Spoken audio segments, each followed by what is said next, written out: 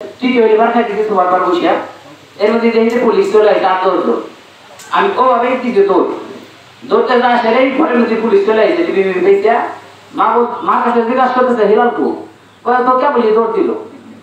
আমি তো খাইছি মা আবার কি করলো দৌড় দিল আমি কেবল দৌড় দিছি মা কয়ে দিছে মা তার বোঝা নাই যারা পুলিশ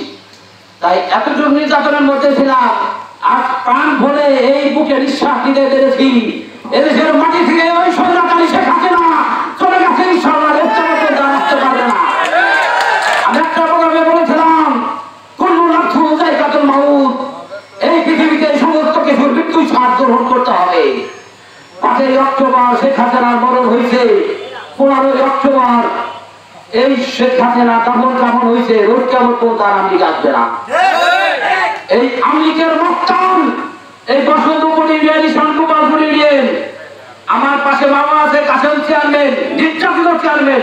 আমার মনে হয় রাজবাড়ী জেলায় যদি সবচেয়ে বেশি নির্যাতিত থাকে কাসেম বাবা আছে কারণ 3বার তার চেয়ারম্যান হতে যায় নাই বারবার মার খেয়েছে আল্লাহ বাঁচা রাখতে বাইসে আছি এবং আমাদের নেত্রী দেশকে যেরকম খালেদা জিয়া তাকে আল্লাহ বাইসা রাখছে আমরা বাইসা আছি ইনশাআল্লাহ আপনারা এই অপেক্ষা করেন এই খালেদা জিয়া শেখ হাসিনার মৃত্যু দেখে মরবে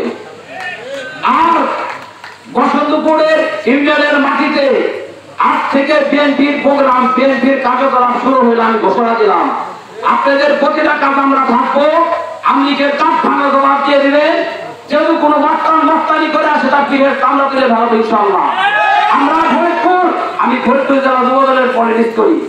17 বছর এই আন্দোলন সংগ্রাম এমন কোনো প্রোগ্রাম নাই আমি ছিলাম না আমি আপনাদের পাশে আছি দোয়া করবেন আমাদের সবার জন্য দোয়া করবেন বসন্তপুরের বিএনপি যারা ধরে রাখছে 17 বছর তাদের জন্য তাদের নাম প্রকাশ করলাম না যে তাদের ছবি আছে বড় আকারে তাই দেশটি এবং খালেদা জিয়া জিন্দাবাদ তারেক রহমান জিন্দাবাদ